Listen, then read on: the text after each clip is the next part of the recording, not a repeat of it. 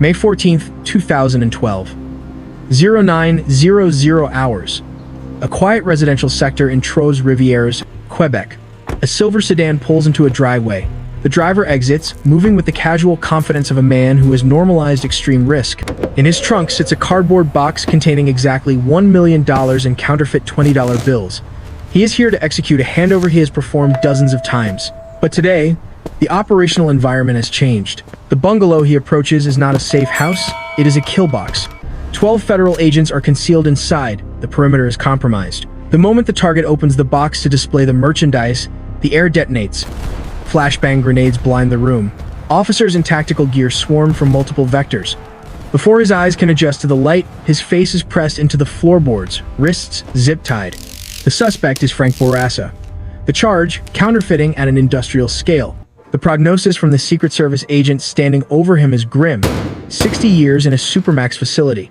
They tell him he will die in a concrete box. Yet, the agents are missing a critical piece of intelligence. They don't know that this arrest is not the end of the game. It is merely the start of a negotiation. Frank Bourassa, the most prolific counterfeiter in recorded history, will never see the inside of a federal prison. In 18 months, he will walk out of a courtroom with a $1,300 fine, the price of a used laptop. How does a high school dropout turn a life sentence into a slap on the wrist? To understand the escape, we must analyze the operation. We must dismantle the mechanism of the crime to see why Washington had no choice but to let him go. Phase I. The strategic bottleneck ****. November 2008. Frank Bourassa is conducting reconnaissance. In a cluttered apartment near Montreal, he studies a US $20 bill under high magnification. He isn't looking at the art, he is analyzing the manufacturing specs. He knows the position of the security thread to the millimeter. He has memorized the color shift spectrum of the copper to green ink. Frank possesses the two traits essential for high-level asymmetric warfare: obsessive patience and the ability to identify the single point of failure that others overlook. He knows why every other counterfeiter fails. It isn't the printing plates, it isn't the holograms, it is the substrate. US currency is not paper.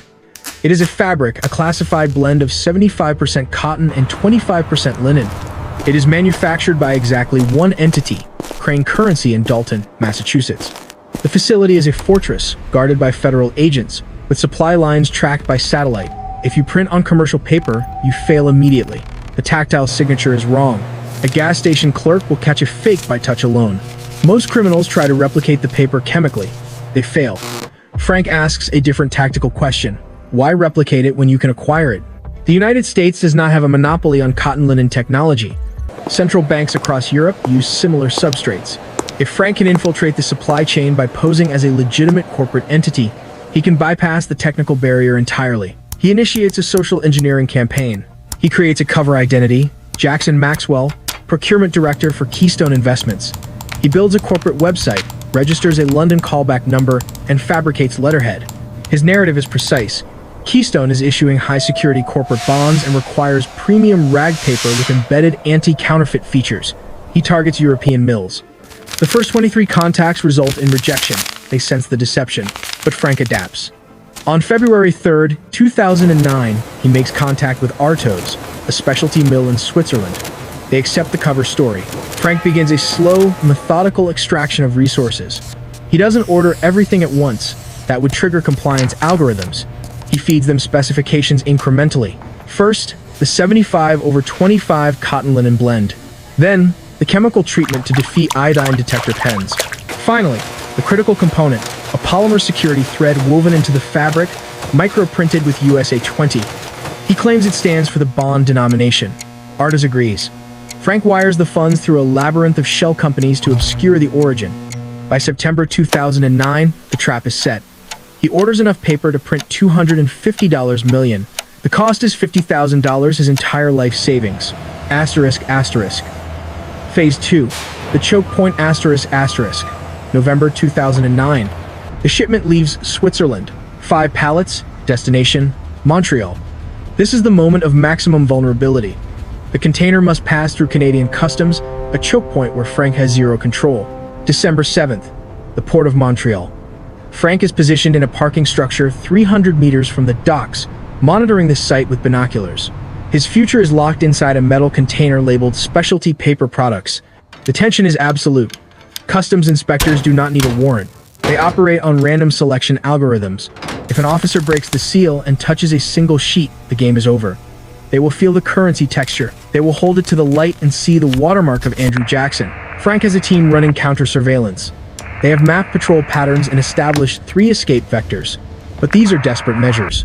If that box is opened, there is no escape. For 3 days, the container sits in the yard. Frank watches, unable to sleep, analyzing every movement of the port authorities. Finally, the release order comes through. The container was not selected for inspection. Frank waits. He does not move the cargo immediately. He assumes he's being watched. He leaves the container in a rented warehouse for 4 days, conducting surveillance runs to ensure no federal agents are tailing the shipment. Only when he is certain the sector is clear does he cut the seal. He pulls a sheet. The texture is perfect, grainy, firm, unmistakable. He snaps it taut. It makes the distinct sound of real money. He holds it to a UV light.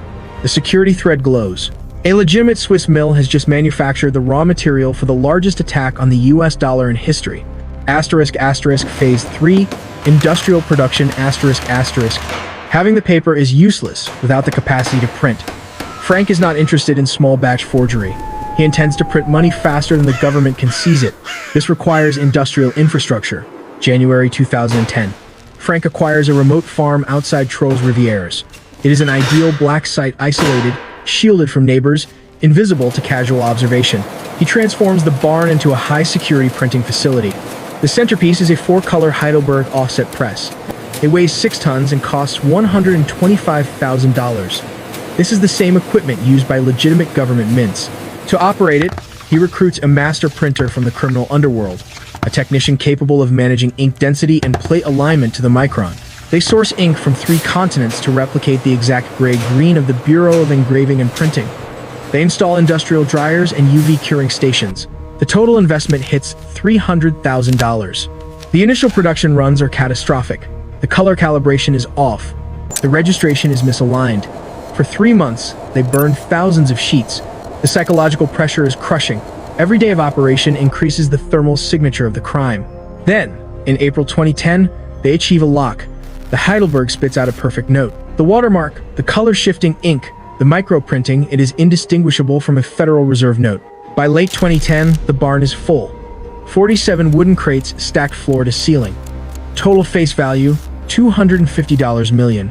It is more counterfeit currency than the Secret Service has seized in its entire 155-year existence. Phase IV, distribution and decay Frank's strategy shifts to logistics. Amateurs get caught passing bills at retail level. Professionals operate as wholesalers. Frank sells his product to organized crime syndicates at 30 cents on the dollar. He outsources the risk. His rules are strict. No distribution in Canada. No distribution in the US Northeast. The bills must be laundered into circulation overseas, Europe, or Asia to delay pattern recognition by the US Treasury. For 2 years, the system works. $50 million flows out, $15 million in clean cash flows in. Frank lives quietly, banking his profits in offshore accounts. But in any complex network, the human element is the weak link. March 2012, Las Vegas. A low-level courier in Frank's downstream network gets lazy. He deposits $11 $20 bills into a single bank account. The teller's counterfeit machine accepts them, but the human eye catches a discrepancy. The serial numbers are identical. Frank never duplicated serial numbers in a single batch, but his buyers have begun photocopying his work, degrading the quality and creating a pattern. The Secret Service is alerted. Operation Sunset begins. Initially, analysts suspect a foreign state actor, North Korea or Iran. The quality is too high for a criminal gang called Supernotes. But when Canadian authorities seize a similar batch during a drug raid in Montreal, the vector points north. The Secret Service and the Royal Canadian Mounted Police, RCMP, merge their intelligence. They begin to roll up the network, flipping low-level distributors, tracing the supply line back to Quebec. Phase V, the leverage We return to May 14, 2012. The raid is over. Frank is in custody. The Heidelberg press has been seized. The evidence is overwhelming. In the interrogation room, the dynamic seems clear. The state has all the power. The criminal has none. The Americans are preparing extradition papers. They want to make an example of him.